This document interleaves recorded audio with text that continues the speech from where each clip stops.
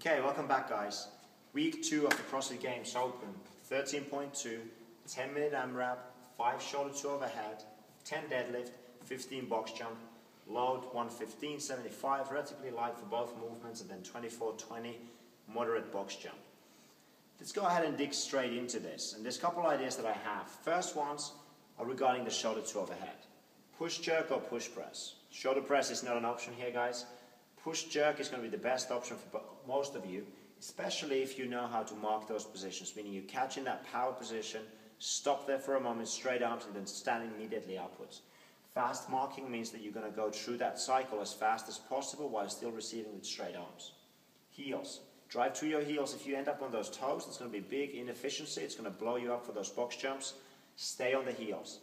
And then finally, on the push press, if you choose to go with the push jerk, push press lasts 2-3 rounds. Guys, in the end, you can allow yourself to blow it off. Go with the push press. It's going to be faster than the push jerk. So start with the push jerk ideally. Last 2-3 rounds, you've got 2 minutes left or so. You're going to move on to the push press. On the deadlift, butt back and the bar path. That means that if you don't shoot those hips back and you go around those knees, the bar is going to end up in front of you. It's going to end up in a bad position. Guys, drive those hips back. That hip hinge pattern is going to be your friend. Lower the hips as needed. That means that if you start to burn out in your lower back or your hamstrings, it means that you're not letting your hips go deep enough down. So you need to start to push the hips back, and as you get to the knees, let the knees bend. Get that anterior chain in the game. And then finally, it's butt, not your back, that's doing the work. So when you stand up, it's the butt, not your lower back. Guys, I can't emphasize this enough. If you looked at the Annie versus Lindsay, you're going to see some rounding in there on one side of the camera. I'm not going to say which side that was. And that rounding is not efficient. Keep the glutes in the game.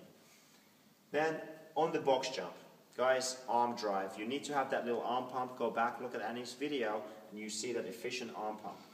Next thing, jump at the edge. There's no point jumping with your whole foot on the box if it's not required.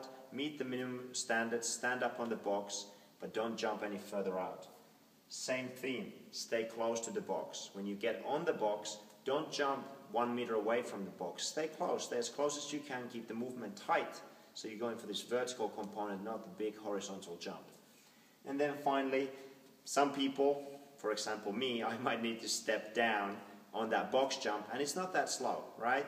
You saw, if you looked at Julie Fouché do that, she was relatively slow because of the setup, but she wasn't very slow on the box jump even though she stepped down. So if you can't handle jumping down, you're carrying a little injury, or otherwise you don't have the conditioning, jump up, step down, jump up, step down. Always use the arm pump, never stop. If you have to rest anywhere, the rest is going to be on the top of the box, not on the ground, guys. Potential energy versus nothing.